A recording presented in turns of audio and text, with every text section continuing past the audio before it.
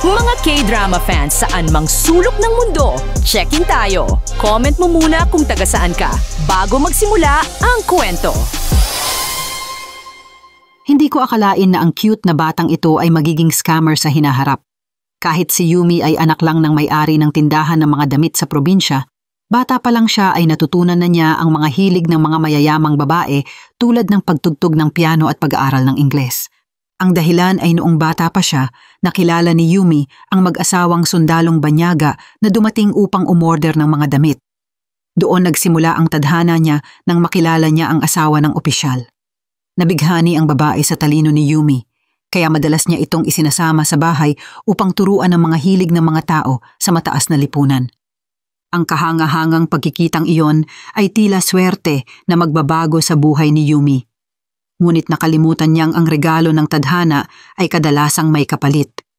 Ang asawa ng opisyal ay isang babaeng spoiled na nakatira sa liblib na probinsya ng Korea. Dahil sa kanyang kalungkutan at pagnanais na ihiwalay ang sarili sa likod na pamumuhay ng nayon, nagsimula siyang magsinungaling at sabihing isa siyang aristokrata.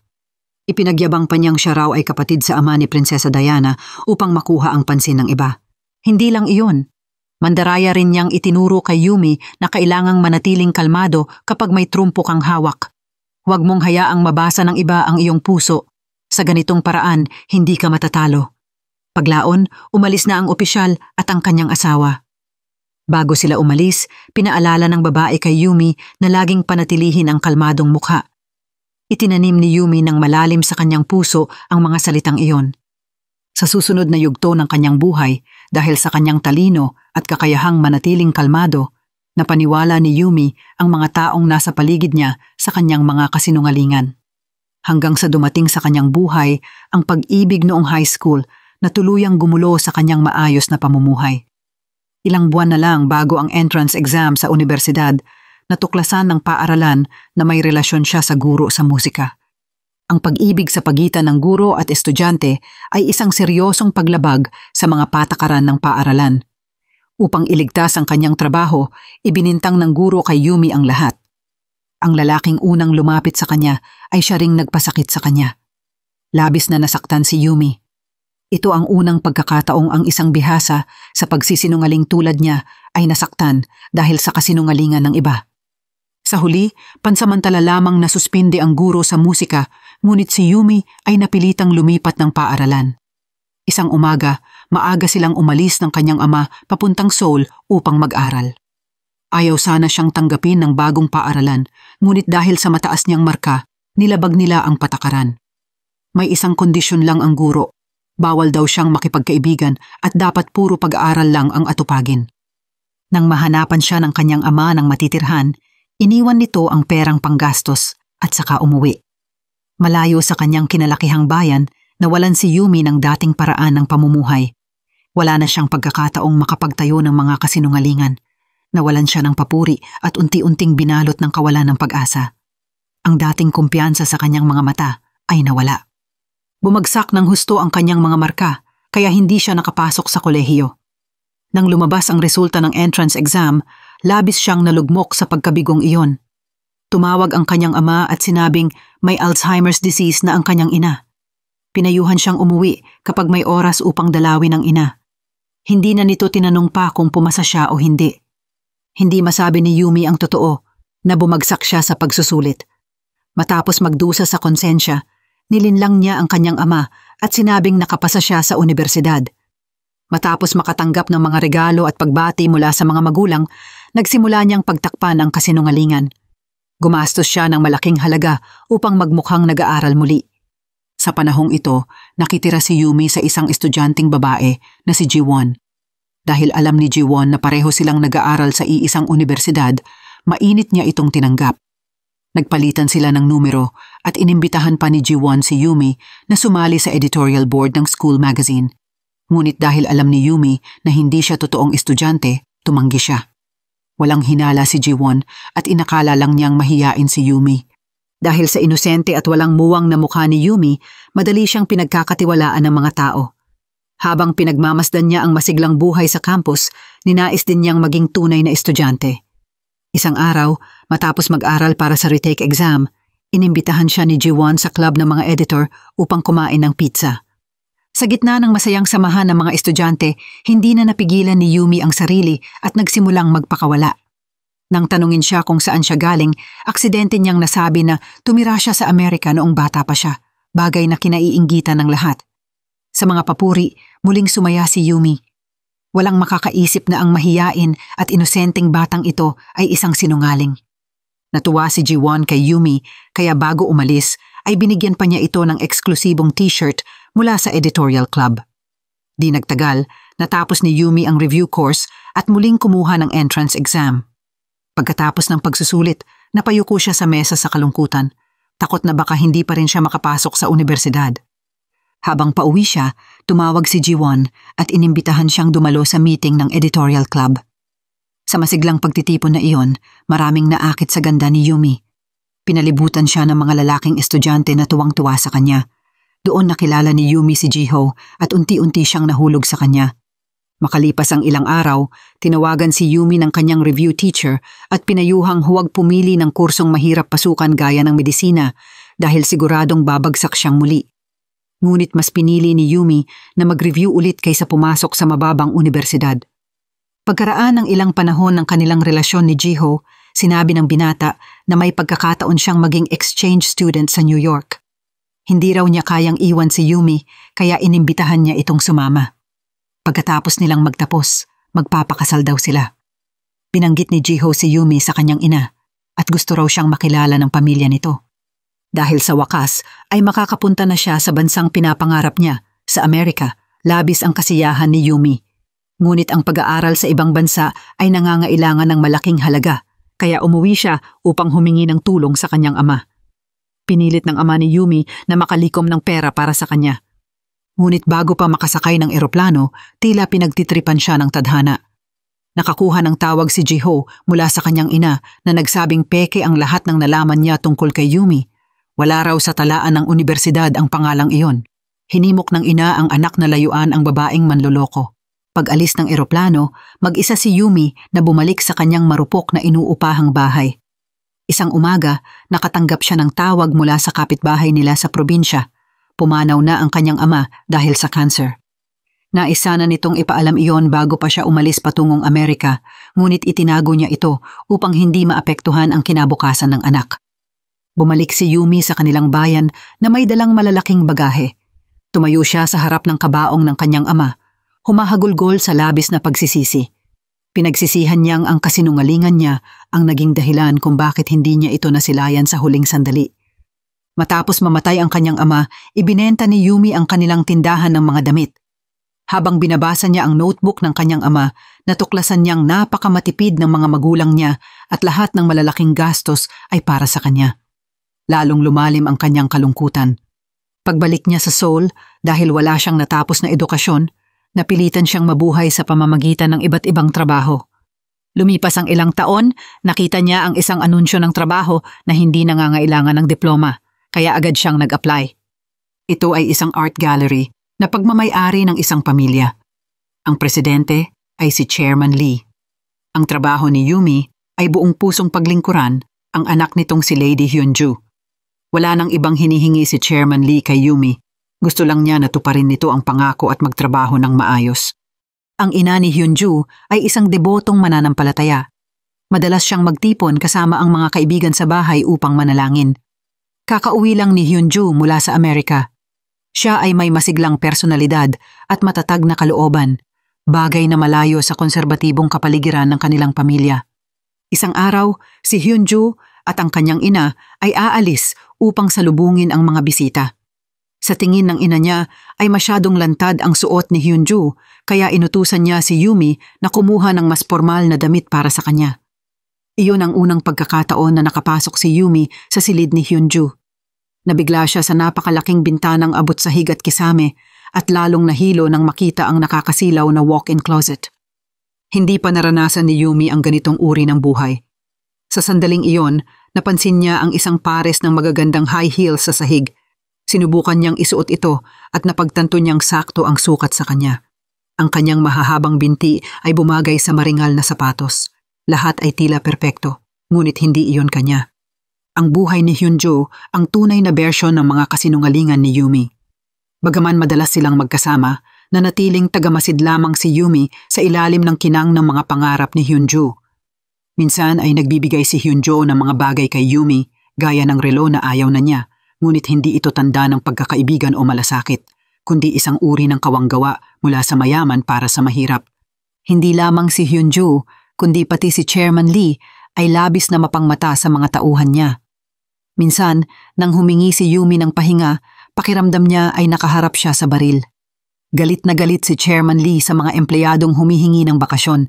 Tinawag niya silang tamad at mangmang, kaya raw sila nananatiling nasa pinakamababang antas ng lipunan.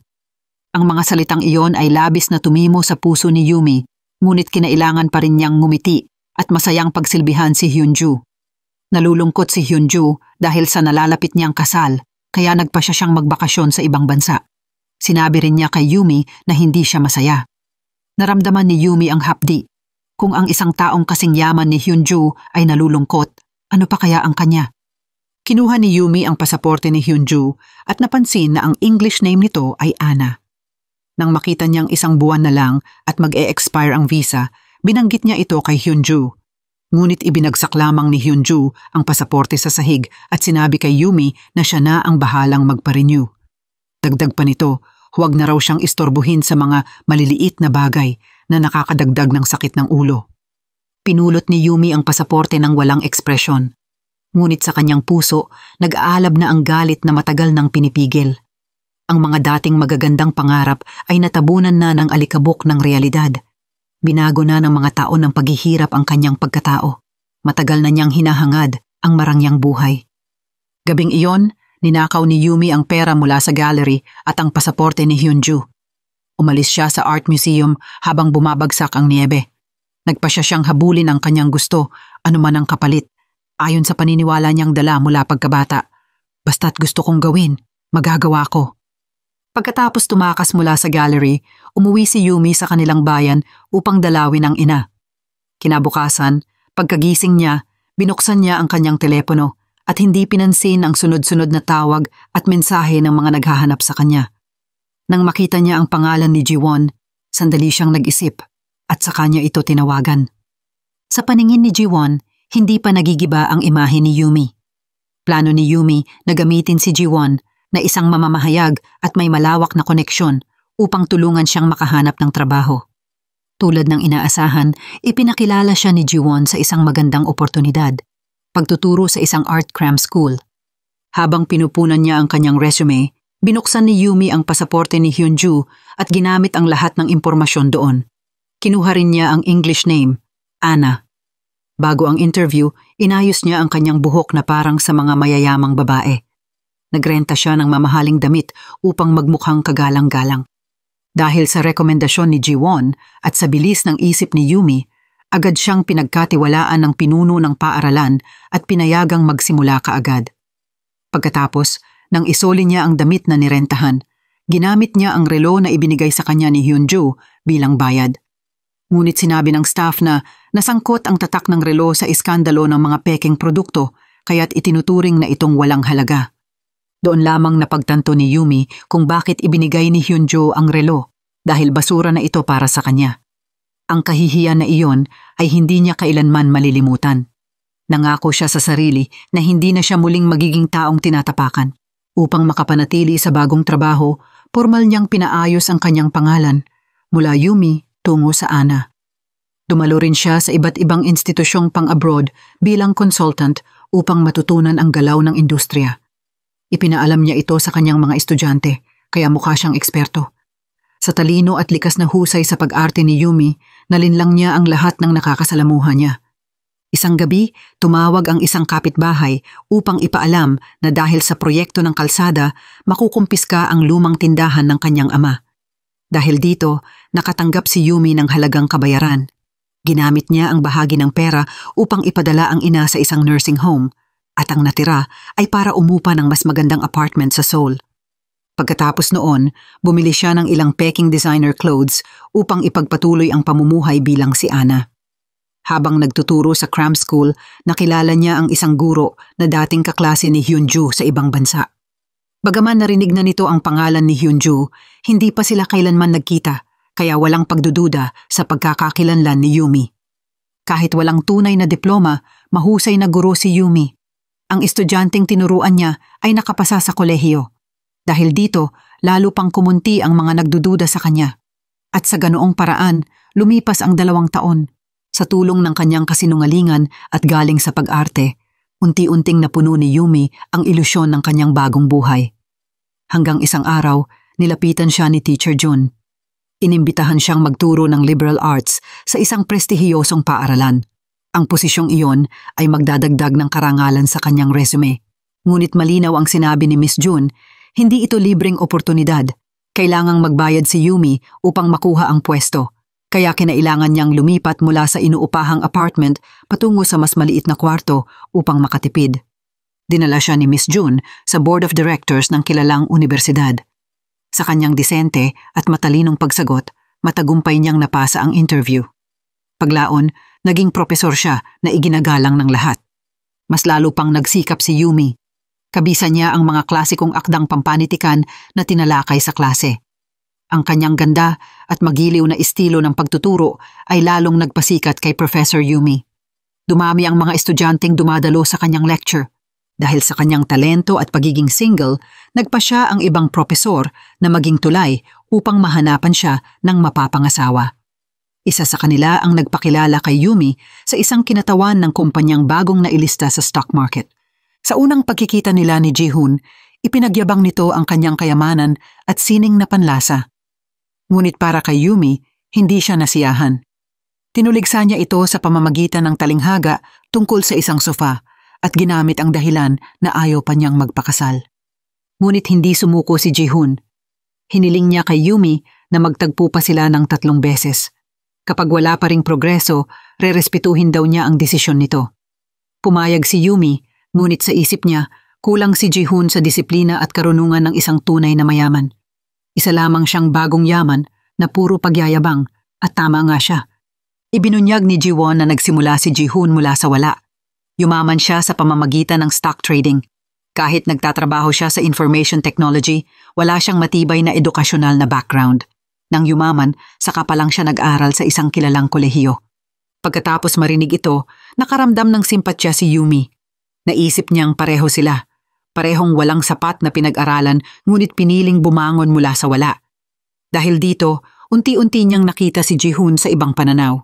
Hindi nagtagal, nagsimula silang mag-date at mabilis na napunta sa usapang kasal. Isang araw, binisita ni Yumi ang kanyang ina. Sa pamamagitan ng sign language, sinabi ng ina na napanaginipan niyang umiiyak si Yumi na parang aalis sa malayong lugar. Malungkot nang ngumiti si Yumi at sinabing hindi siya aalis, mag-aasawa na siya. Dahil sa kanyang pekeng pagkakakilanlan, hindi makadalo ang kanyang tunay na ina sa kasal. Ang mga magulang niya ay mga aktor na inupahan lamang. Ilang sandali pa, naganap ang marangyang kasal ni Ji-hoon at Yumi. Sa oras na iyon, formal na siyang naging miyembro ng mataas na lipunan, ang asawa ng isang kinatawan ng kumpanya. Habang kinukunan ng litrato ang pamilya, tinawag ng ama ni Ji-hoon ang kanyang pamangkin upang sumama sa kuha. Medyo autistic ang bata, ngunit nang makita ang bulaklak sa kamay ni Yumi, bigla itong naging masigla at nagsalita ng maraming bagay. Pagkatapos ng kasal, naging ipinagmamalaki si Yumi ni Ji-hoon. Mula sa pagiging isang taong nagsimula sa wala, ngayon ay asawa na siya ng babaeng nakapagtapos daw sa prestihiyosong universidad. Nang lumaki na ang yaman ni Ji-hoon, nagsimula siyang manabik sa katanyagan. Isinasama niya si Yumi sa mga pulong ng mayayaman at sa mga aktibidad na pampolitika. Ngunit habang dumarami ang mga taong nakakakilala sa kanila, mas kumakalat din ang pangalang Ana. Tahimik lamang na sinusuportahan ni Yumi ang asawa, ngunit lihim niyang hinihiling na huwag na sanang pasukin ni Ji-hoon ang politika. Isang araw, dumalo sila sa seremonya ng pagbibigay ng painting scholarship. Ang susunod na magbibigay ng talumpati ay isang bingi na bata. Dahil wala pa ang interpreter, kusa siyang tumulong magsalin gamit ang sign language. Nakita ni Yumi na kinakabahan ang bata, kaya't kinomfort niya ito sa senyas. Siya lang ang nakakaintindi ng sinasabi ng bata, kaya't tinulungan niya itong magpahayag. Napangiti ang bata, nagtapos ng talumpati at niyakap si Yumi ng mahigpit, bagay na hinangaan ng lahat ng tao at media. Labis na natuwa si Ji-hoon dahil ang ganitong imahe ang kailangan ng isang politikong gustong magtagumpay. Ngunit isang araw, habang pauwi si Yumi, biglang may pumasok sa elevator, si Hyunju. Naniga si Yumi at agad na ibinaba ang tingin. Nakilala siya ni Hyunju at nagtanong, "Ikaw ba si Yumi?" Ngunit hindi siya sinagot nito. Ang dating mahinahon at matalinong si Yumi ay napalitan ng takot. Pag-uwi niya, napaupo siya sa sahig, hingal na hingal sa kaba. Simula noon, unti-unti na siyang nawalan ng kapanatagan. Ang muling paglitaw ni Hyunju ay parang bitak sa proteksyong itinayo niya sa kanyang bagong buhay. Lalong lumala ang takot ni Yumi nang matuklasan niyang sa parehong gusali rin nakatira si Hyunju. Kinabukasan, muling nagkita sila sa parking lot. Agad niyang inutusan ang tauhan ng bahay ni Hyunju na alamin ang sitwasyon. Doon niya nalaman na pumanaw na si Chairman Lee noong nakaraang taon at nalugi na rin ang kumpanya nito. Nagbalik sa Korea si Hyunju matapos ang diborsyo at ngayon ay sumusubok sa fashion industry kasama ang mga kaibigang artist. Ngunit hindi pa sigurado kung aalis siyang muli ng bansa. Lalong tumindi ang takot ni Yumi. Kaya pag-uwi niya, pinilit niyang kumbinsihin si Ji-hoon na lumipat ng bahay gamit ang dahilan na gusto niyang tirahan ang may bintanang nabubuksan ng buo. Ngunit para kay Ji-hoon, mahalaga lamang kung maganda at mamahalin ang bahay kaya't tinanggihan niya ito. Dahil dito, nagpunta si Yumi kay Ji-won. Nais ni Ji-won na mailipat sa political department ng media kaya't tinulungan siya ni Yumi sa pamamagitan ng paghingi ng pabor kay Ji-hoon. Pumayag naman si Ji-hoon, ngunit kapalit nito, gusto niyang makisalamuha si Yumi sa mga asawa ng mga politiko upang magtayo ng koneksyon. Labag man sa loob ni Yumi, wala siyang magawa kundi sumang-ayon. Bagamat ginagamit ni Ji-hoon ang imahe ng tapat at marangal sa politika, sa likod nito ay arogante at marahas siya.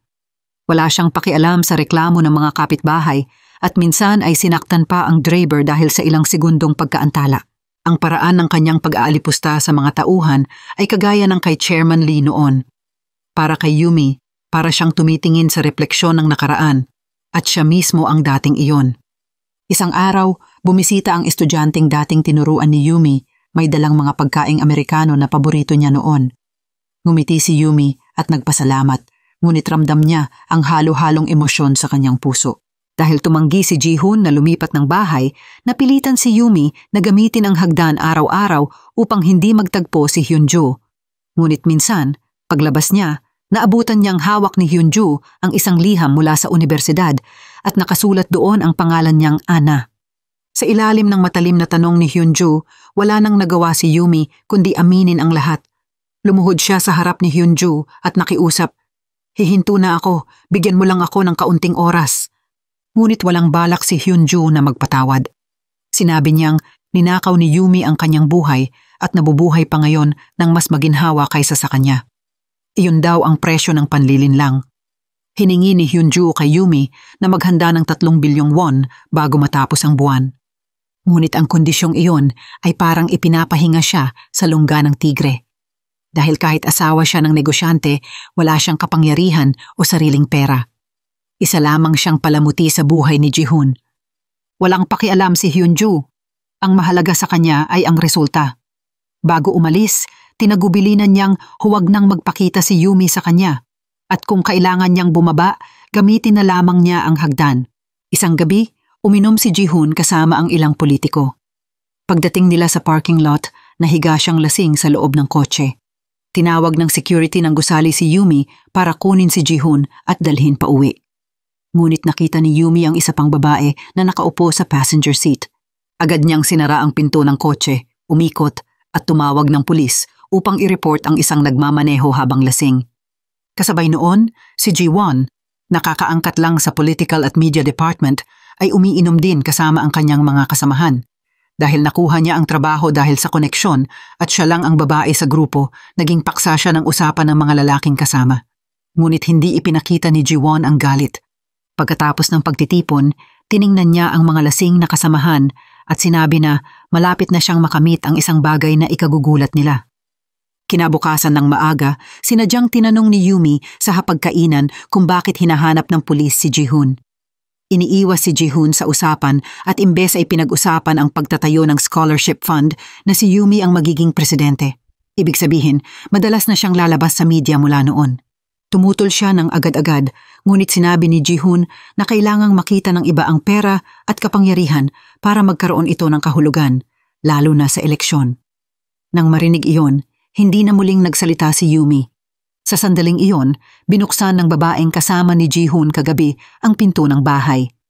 Sinabi ni Ji-hoon na simula ngayon, siya na ang sasama at uuwi kasama ng kanyang sekretarya. Nang makita ng sekretarya si Yumi, agad niyang ipinakilala ang sarili. Nakakatawa, ang pangalan din ng sekretarya ay Yumi. Upang makuha ang 3 bilyong won na hinihingi ni Hyunju, nag-iisip ng husto si Yumi. Isang araw, gustong mag-leave ng katulong sa bahay kinabukasan. Eksaktong araw na gagawa si Ji-hoon ng dinner para sa mga politiko sa kanilang tahanan. Lalo itong nagparamdam ng galit kay Yumi. Na mild-mannered siya dati, ngunit biglang sinigawan niya ang katulong ng malakas. Hindi niya napigilang gumamit ng mga salitang gamit noon ni Chairman Lee at ni Ji-hoon. Sigaw niyang bakit madalas ang mga taong nasa mababang antas ang nagpapahirap sa kanyang buhay. Habang dumadaloy ang mga salita, bigla niyang napagtanto na ngayon ay kusa na rin siyang may pagmamaliit sa mga nasa mababang antas. Ang malaking pangyayari sa buhay ng katulong ay maliit na bagay lang kumpara sa araw-araw na luho ng mataas na uri. Nang nawalan siya ng kontrol, hindi niya napansin na tahimik na nakatayo malapit ang sekretarya at nanonood. Nang makita iyon, dahan-dahang humupa ang galit ni Yumi at sa wakas, inaprubahan niya ang hiling ng katulong na mag-leave. Dinala ng sekretarya si Yumi sa party. Sa daan, kinuwento ni Yumi na tiyak na mahirap magtrabaho sa tabi ni Ji-hoon. Ngunit nang magpahayag ang sekretarya, puro magagandang bagay lang ang sinabi tungkol sa kanya. Tahimik na sinabi ni Yumi na lahat ay marunong magsinungaling. Alam niyang kung anong klase ng tao talaga si Ji-hoon. Pagparada sa labas ng restaurant, hindi agad pinababa ng sekretarya si Yumi sa kotse. Sinubukan muna niyang tiyakin kung dumating na ang lahat ng bisita. Inalala ni Yumi ang panahon ng paglilingkod niya kay Hyunju, siya rin ang nag-aayos kung kumpleto na ang mga bisita. Ngayon, ang sekretarya ay naging kasing larawan ng nakaraan niyang sarili. Ang hapunan para sa mga politiko ay naganap.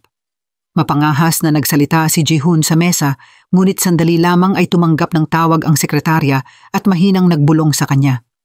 Unti-unting nawala ang tuwa sa mukha ni Ji-hoon. Samantala, nagkita sina Ji-won at Ji-ho. Mula pa noong pagbalik ni Ji-ho mula Amerika, magkausap na sila.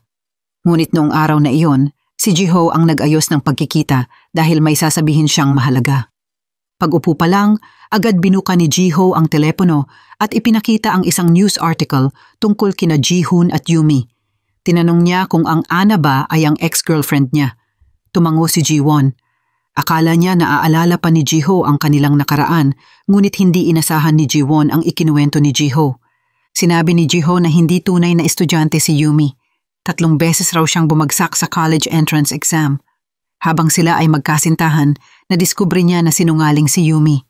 Nagulat si Ji-won at hindi makapaniwala. Bagamat ayaw man niyang tanggapin, mabigat ang mga dahilan ni Ji-ho. Dahil sa prinsipyo niyang hanapin ang katotohanan, sinimulan ni Ji-won ang pagsisiyasat sa background ni Yumi. Tinawag muna niya ang universidad para alamin kung may tumanggap na estudyanteng may pangalang Yumi noong taon na iyon. Sabi ng paaralan maraming Yumi, ngunit wala raw sa kanila ang nagtapos sa Department of Fine Arts. Hindi sumuko si Ji-won at siniyasat din ang pangalang Ana. Hindi pa rin niya mahanap ang ganoong tao. Pumunta siya sa bahay ng landlord kung saan umupa si Yumi noong nasa kolehiyo at nakarinig pa ng nakakagulat na kwento. Tumutanda pa ang landlord kay Yumi dahil umalis daw ito papuntang Amerika na may utang na 2 buwang renta at iniwan ang magulo. Personal pang pinuntahan ng landlord ang pamilya ni Yumi sa kanilang bayan para singilin ang bayad. Ayon sa landlord, probinsya ang bayan ni Yumi. May maliit na tindahan ng tuxedo ang mga magulang at hindi mukhang mayaman ang pamilya. Sinundan pa ni Ji-won ang landas ni Yumi at pumunta sa art classroom kung saan nagtrabaho si Yumi dati. Naalala ng in-charge na napakahusay ng pagtuturo ni Yumi. Marami niyang estudyanteng naipasok sa mga kilalang paaralan. Kung may kakaiba man, ang Ingles ni Yumi ay medyo may kakaibang tunog. Humiling si Ji-won na makita ang personal na impormasyon at mga sertipikong akademiko na isinumite ni Yumi nang mag-apply. Samantala, pinaliligiran si Yumi ng hirap sa pagkita ng pera. Wala na siyang ibang paraan. Isang araw, sa parking lot, nakita niya si Hyunju na nakikipag-usap sa telepono. Dahil sa galit, sumakay siya sa kotse, pinindot ang accelerator at tuloy-tuloy na bumangga. Gusto niyang mawala ang kanyang kalaban. Ngunit bago siya tumama kay Hyunju, nawala ang tibay ng loob ni Yumi. Tumawa lamang kay Hyunju ng malamig. Dahil sa napagkasunduan nila ni Ji-hoon, sinimulan ni Yumi ang pagdalo sa mga pagtitipon ng mga asawa ng mga kongresista para magbuo ng koneksyon. Tulad ng iba, siya ay ginamit lang bilang kasangkapan para palakasin ang imahe ng kanyang asawa. Ang mga malalapit na relasyon sa kanila ay paraan lang upang magpalitan ng pabor at negosyong politikal. Dumami ang mga lumapit kay Ji-hoon na may daladalang regalo dahil lumalakas ang impluensya niya. Hindi gusto ni Yumi ang ganitong klase ng pakikisalamuha. Pinananatili niyang malamig na pakikitungo kahit sa mga babae na nagdadala ng mamahaling regalo. May isang babae na inabot sa kanya ang isang sobre na may laman na 100,000 won, ngunit hindi pa rin nagustuhan ni Yumi ang babae. Noong gabing iyon, nang muli niyang makita si Hyunju sa parking lot, inabot niya ng direkta ang 100,000 won kay Hyunju at sinabi na ginawa niya ang lahat ng kaya niya. Ngunit hindi pinansin ni Hyunju. Itinapon niya agad ang pera sa lupa at hinamak si Yumi, sinasabing kung wala siyang pera, humingi na lang sa asawa, o kung hindi niya alam kung paano humingi, tuturuan niya si Yumi. Kahit malupit ang mga salita ni Hyunju, may nakita si Yumi na isang maliit na sinag ng pag-asa. Pag-uwi, sinimulan niyang ilista ang mga asawa ng kongresista na kailangan niyang makausap. Kung bawat isa ay magkakaloob ng donasyon, madali niyang makakalap ang 3 bilyong won. Nagbago ng husto ang pakikitungo ni Yumi sa mga asawa ng kongresista. Pinipilit niyang ipakita ang kanyang magiliw na mukha para mapasaya sila. Habang tinititigan ang mga bag ng pera na idinadala sa kanya, unti-unti siyang nakaramdam ng paginhawa.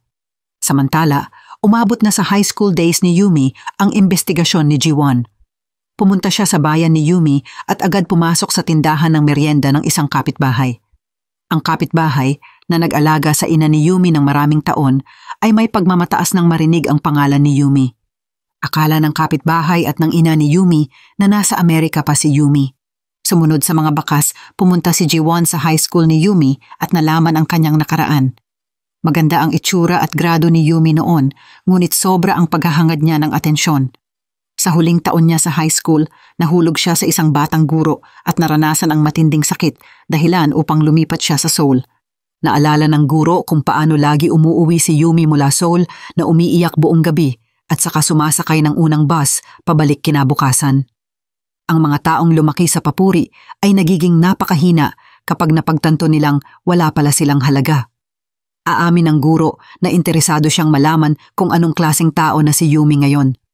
Nang oras na iyon, tumanggap si Ji-won ng tawag mula sa kanyang kumpanya. Inutusan siya ng kanyang nakatataas na magpalipas ng gabi kasama si Ji-hoon. Gusto sanang tumanggi ni Ji-won, ngunit nang marinig na si Ji-hoon ang nagpakilala sa kanya sa trabaho, agad siyang pumunta. Pag-upo niya, agad na ibinigay ni Ji-hoon ang regalo, mga kumpidensyal na materyales mula sa isang kontrabida. Gusto niyang pasalamatan ni Ji-won siya sa trabaho at maging kanyang mandirigma para wasakin ang mga kaaway niya sa larangan ng opinyong publiko. Anya, tatanggalin nito ang mga hadlang at malaki ang maiaambag nito sa karera ni Ji-won. Ngunit ayaw ni Ji-won maging isang taong dumaan sa backdoor. Nakapagpahiya iyon sa kanya. Pagkatapos ng lahat, prinsipyong mag-reporter siya ay hanapin ang katotohanan, hindi ipagbili ito para sa kinabukasan.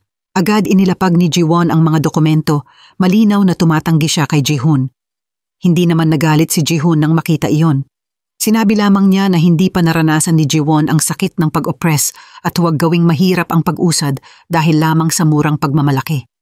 Sinabi rin niya na dapat matuto si Ji-won kay Yumi. Kahit gaano kagaling si Yumi, isa pa rin siyang unibersidad na propesor lamang. Sa pamamagitan ng pagkakasal sa kanya, nakuha niya ang isang mas maringal na buhay. Habang pinakikinggan ang mayabang na mga salita ni Ji-hoon, nagpapakita ng hindi magandang ekspresyon si Ji-won.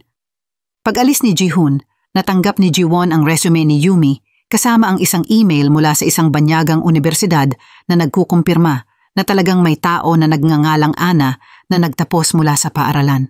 Nalito si Ji-won sa kung sino talaga si Yumi. Samantala, umuwi na si Hyunju kasama ang anak at asawa. Pumunta siya sa paliparan para sunduin sila. Kahit na naantala ang flight, hindi siya kontento sa asawa. Buhay prinsesa ang estilo ni Hyunju at lagi siyang nakakakuha ng gusto niya. Hindi niya iniisip ang damdamin ng iba. Ang tanging mahalaga sa kanya ay ang anak niya.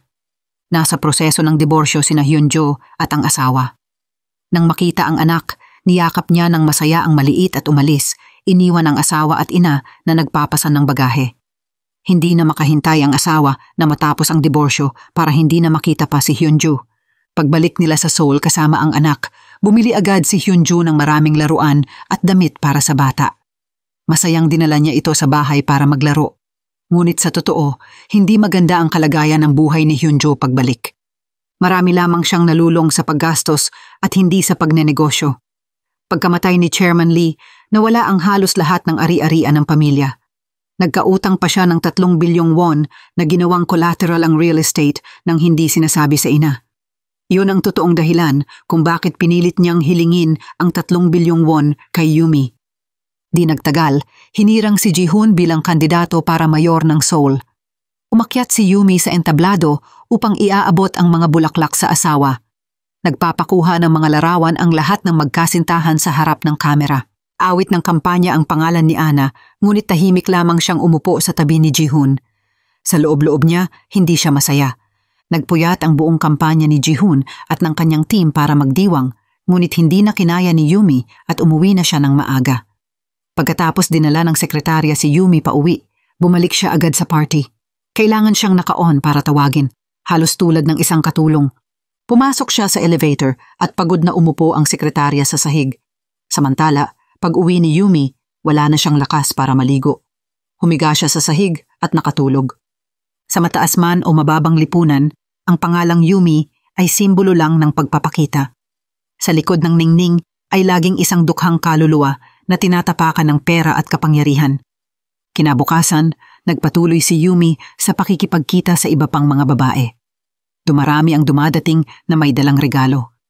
Kailangan na lang niyang magsalita ng ilang salita para kumita ng malaking halaga. Dahil sa kadalian, nagsimulang magduda siya sa sarili niyang buhay. Gabi ring iyon, pumunta si Yumi sa botika para bumili ng gamot sa sikmura at nakita sa TV ang balita tungkol sa isang 30 taong gulang na babae na nadismaya sa buhay, nagpakamatay sa pamamagitan ng pagsusunog ng uling sa loob ng kotse. Habang pauwi, nadaanan niya ang bahay ng nasabing namatay at nakaramdam ng lungkot. Hindi niya maiwasang maantig. Kung hindi sana siya nagbalat kayo ng maraming kasinungalingan, baka hindi niya nadaanan ang landas na nagdala sa kanya sa ganoong wakas. Pagpasok niya sa apartment, hindi na niya dinaanan ang hagdan. Pinalindol na lang niya ang elevator. Pag-uwi, nakita niyang inuulat muli sa balita ang tungkol sa 30 taong gulang na babae na nagpakamatay. At ang babaeng iyon ay si Hyunjo. Naalala niya ang eksena nung binalikan siya ni Hyunjo at binalaan siyang magpatuloy sa pag-akyat ng hagdan at huwag na siyang magpakita sa harap niya. Kaya napagpasyahan ni Yumi na hindi dapat nagawa ni Hyunjo ang pagkitil sa sarili. Hindi nagtagal, umuwi rin si Ji-hoon. Tinanong niya si Yumi kung bakit hindi siya dumalo sa napakahalagang okasyon. Sinabi ni Yumi na may bisita siya. Sa mga ganitong pangyayari, kailangan lang niyang umupo ng tahimik na parang paso. Kahit wala siya, hindi naman malaking bagay. Hindi natuwa si Ji-hoon sa pagkilos ni Yumi. Parang empleyado ang tono niya sa kanya. Naalala niya na ganoon din ang sinabi ni Ji-hoon nung tinanggal niya ang driver nila. Dahil lantad na siyang sumalungat at hindi na masunurin, inutusan siya ni Ji-hoon na mag-resign sa kanyang pagtuturo. Hindi siya nagpaapekto. Nang makita iyon, sinunod ni Ji-hoon ang sekretarya para sundan siya. Ngunit ang tunay na layunin ay obserbahan ang bawat kilos niya. Kinabukasan, dinala ni na Ji-hoon at Yumi ang kaganapan para sa pagtatatag ng scholarship fund. Mahinhin na nagsalita si Yumi sa entablado, nagdagdag ng kariktan sa pampublikong imahe ni Ji-hoon at pinarangalan ng palakpakan. Nagbigay din si Ji-hoon ng maalab na talumpati, inilalahad ang kanyang politikal na ideyal. Agad namang nagliyab ang damdamin ng mga nakikinig sa mga salita niya. Sa huli, umaligid pa si Ji-hoon at lumuhod na nagpaiyak sa madla. Ipinapakita ang sinasabing determinasyon niyang maglingkod sa bansa at sa mga tao nito. Bilang katuwang ni Ji-hoon sa pagdalo sa iba't ibang okasyon, may kanya-kanyang buhay din si Yumi. Mahal niya ang pagtuturo. Isang hapon pagkatapos ng klase, biglang ipinaalam kay Yumi na kailangan niya munang huminto pansamantala sa pagtuturo dahil ipagpapatuloy ni Ji-hoon ang kampanya para sa eleksyon. Nang marinig niya ang balita, Alam agad ni Yumi na si Ji-hoon ang nasa likod nito. Sa huli, napilitang pirmahan niya ang aplikasyon para sa pansamantalang pagliban. Ang babaeng sekretarya, na ngayon ay malapit na ring nagtratrabaho kay Yumi, sinunod ang utos na alamin ang tirahan ng tinanggal na driver, pati na rin ang iba pang empleyadong na-dismiss nang hindi malinaw ang dahilan. Hindi alam ng sekretarya kung bakit ginagawa iyon ni Yumi. Hindi masyadong nagpaliwanag si Yumi. Sinabihan lang niya ito na panatilihing lihim at huwag sabihin kay Ji-hoon. Di naglaon, nakipagkita si Yumi sa dating driver. Kamakailan, kinokontak na rin niya ang iba pang tinanggal na empleyado. Gusto niyang malaman ang mga itinatagong masamang gawain ni Ji-hoon mula sa kanila, ngunit ang driver ay may nilagdaang kasunduan sa pagiging kompidensyal, kaya hindi siya nangahas magsiwalat ng anumang bagay. Hinimok siya ni Yumi, sinasabing ang taong tulad ni Ji-hoon, napakalayo sa kanyang pinong imahe sa publiko, ay hindi karapat-dapat maging mayor ng Seoul. Samantala, ipinakita ng isang kasamahan kay Ji-won ang isang lumang website. Binili niya ang graduation photo album ni Ana mula sa dating paaralan nito sa ibang bansa. Nang makita iyon, napagtanto ni Ji-won na ang pangalang Ana pala ay tunay na pangalan ni Hyunju. Agad siyang nakipag-ugnayan sa isa sa mga kamag-aral ni Ana. Naalala ng kamag-aral na may dalawang pangalan si Ana. Ang Korean name niya ay Hyunju at ang English name niya ay Ana. Sinabi rin ng kamag-aral na nanirahan si Hyunju sa Boston at hindi bumalik sa Korea hanggang noong nakaraang taon para mag-file ng diborsyo. Dagdag pa, inihayag ng kamag-aral na minsang kumuha si Hyunju ng taong sumulat ng tesis niya. Sinundan ni Ji-won ang mga bakas ni Hyunju at pumunta sa istasyon ng pulis para humingi ng detalye tungkol sa pagkamatay ni Hyunju. Kinumpirma ng pulis na nagpakamatay nga si Hyunju. May utang siya mula sa stock trading, papalapit ang diborsyo at matagal nang laganap ang pag-inom at madalas na pagpunta sa kasino. Dagdag pa, sinabi rin ng ina ni Hyunju na siya ay may bipolar disorder. Sumunod ang isa pang magandang araw. Sumali si Yumi sa isang volunteer event. Nang ma-interview, nagniningning ang anyo niya sa harap ng iba. Ngunit matapos ang abalang araw, naupo siyang walang magawa sa loob ng kotse. Ayaw niyang bumalik sa malamig na bahay na iyon. Inabot sa kanya ng sekretarya ang tax records ng kumpanyang iniimbestigahan. Nag-usap sila sa loob ng kotse. Hindi matanto ng sekretarya ang emosyon ng kanyang boss at ganoon din si Yumi tungkol sa sarili niya. Medyo malungkot, humiram si Yumi ng sigarilyo at posporo mula sa sekretarya at umuwi. Bumalik si Ji-won sa opisina ng dyaryo ngunit nakita niyang abala ang lahat. Nang malaman niya, kaka-receive lang nila ng mainit na balita tungkol kay Ji-hoon na dati pala siyang may asawa at may autistic na anak. Ginamit ng editor ang headline na iyon para agad makasulat ang staff ng mga artikulo. Kasabay noon, natanggap din ni Ji-hoon ang balita at nagalit. Inutos niya sa isa sa mga tauhan na lumuhod para mapakawalan ang kanyang galit.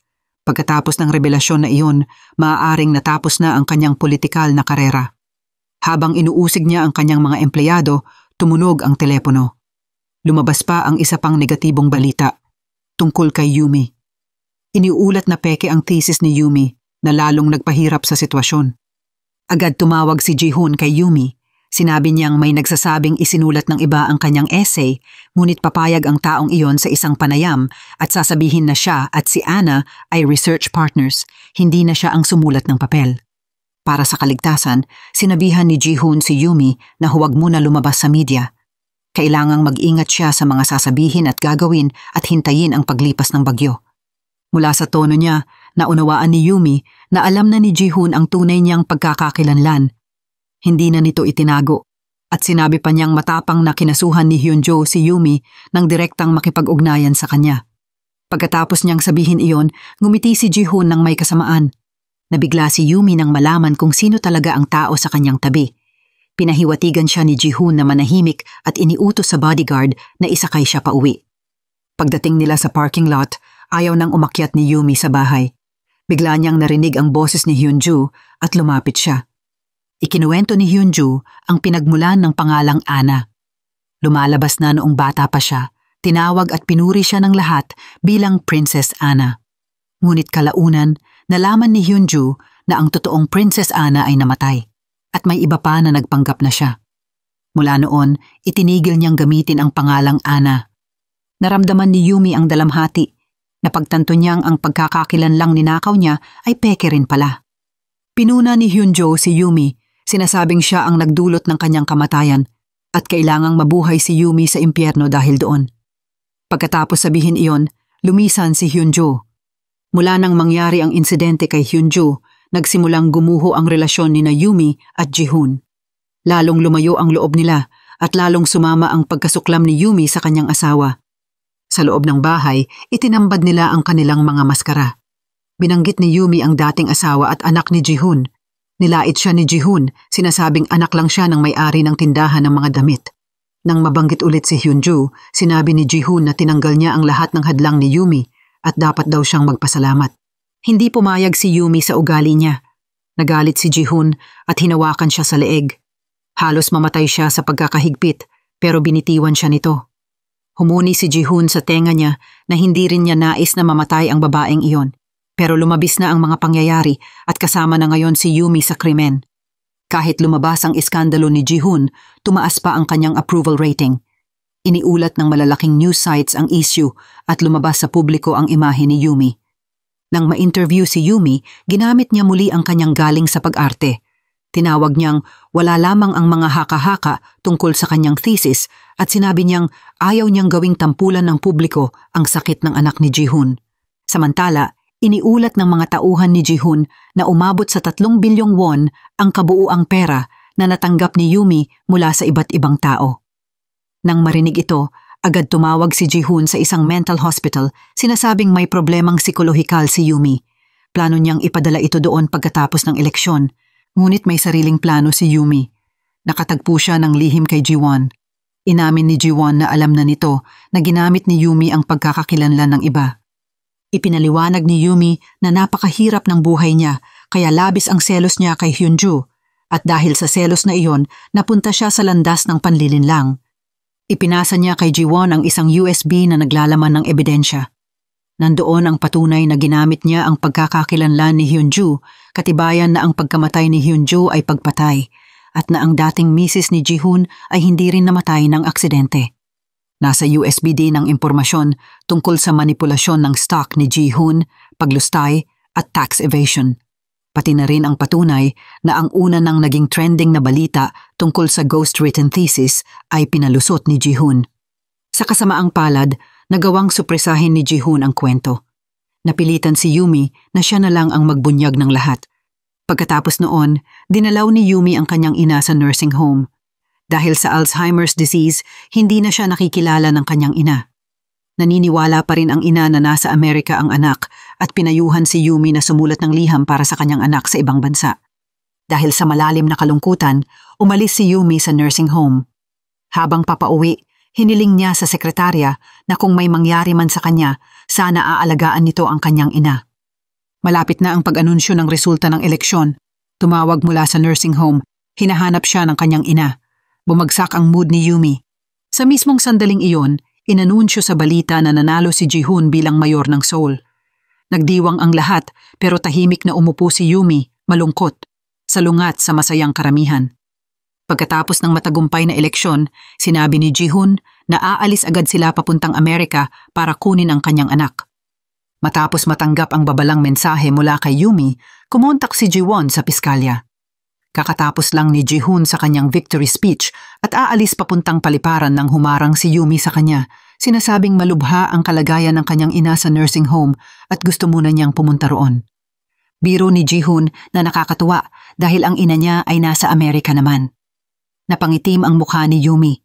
Tumanggi si Jihoon na payagang umalis siya sa napakahalagang oras na iyon, kaya napilitan siyang sumakay sa eroplano kasama niya papuntang Amerika. Sa eroplano, natanggap ni Yumi ang balitang pumanaw na ang kanyang ina. Tuluyang nag-breakdown siya at hindi mapigilan ang pagbuhos ng luha. Pagdating nila sa Amerika, partikular na hiniling ni Jihoon ang pasaporte ni Yumi para magrenta ng kotse. Pagkatapos, dinala niya siya papunta sa bahay ng kanyang anak. Habang nasa daan, nakatanggap si Yumi ng text mula kay Jiwon na sinasabing hinaharangan ang kanilang panig. May mas mataas na tao raw na humahadlang sa investigasyon ng piskalya. Bumuntong hininga si Yumi. Sinabi ni Jihoon na magpahinga muna siya, ngunit kakaiba ang tono niya. Narealize ni Yumi, hindi siya dinala ni Jihoon para kunin ang kanyang anak, kundi para ikulong siya. Inamin ni Jihoon ito ng lantaran. Natakot si Yumi at napalingon sa kanya. Napansin niyang hindi naka-seatbelt si Ji-hoon. Nang makita ang lever ng preno sa tabi niya, nagsimulang mag-isip si Yumi. Biglang lumingon si Ji-hoon at nakita ang isang usa sa daan. Mabilis siyang umiwas, ngunit pinindot ni Yumi ang preno. Nawalan ng kontrol ang kotse at bumangga sa poste ng kuryente. Nanginginig, lumabas si Yumi sa kotse. Pagkaluwag ng loob, kinuha niya ang pasaporte ni Ji-hoon. Naipit si Ji-hoon sa driver's seat, sumisigaw na tulungan siya, ngunit nanatiling walang galaw si Yumi. Naglakad siya papalayo habang naghahanap ng signal ng telepono. Sandaling makalipas, nakatanggap siya ng text mula kay Ji-won na nabigo ang plano nila. Hindi maaasahan ang tanggapan ng piskalya. Noong oras na iyon, si Ji-won, nagalit sa piskalya, ay umakyat sa bintana upang tumakas mula sa mga taong susubukang arestuhin siya. Nang marinig ang balita, gumuho si Yumi. Kung hindi kayang talunin ng hustisya ang kasamaan, siya ang magiging apoy ng kadiliman upang gawin iyon sa kanyang sarili. Dahil kapag nagpasya si Yumi, tiyak niyang isasagawa. Ganyan, sinunog niya ang silk scarf na nakasabit sa kanyang bag at lumakad papunta kay Ji-hoon. Sa liwanag ng apoy, malamig niyang tinapos ang buhay niya. Mabilis na naidulat ang pagkamatay ni Ji-hoon at naglaho si Yumi. Di nagtagal, ginanap ang libing ni Ji-hoon. Napakatahimik. Maliban sa mga mamamahayag, naroon lamang ang kanyang autistic na anak na naglalaro malapit. Ilang taon ang lumipas, sa niyebe ng Canada, hilaw na hinihila ni Ana ang kariton ng mangingibig na kahoy pauwi sa maliit niyang kubo. Lumabas na naglakad siya mula Amerika papuntang Canada ng mag-isa. Inalis ni Ana ang mabibigat na damit at lumabas ang napakapuyat at pagod na mukha. Naalala niya ang araw na iyon, sa liwanag ng apoy, inihagis niya ang bag at posporo sa nasusunog na kotse, hindi pinansin ang pag-iyak ni Ji-hoon. Nagpatuloy siyang maglakad, hindi lumingon kailanman.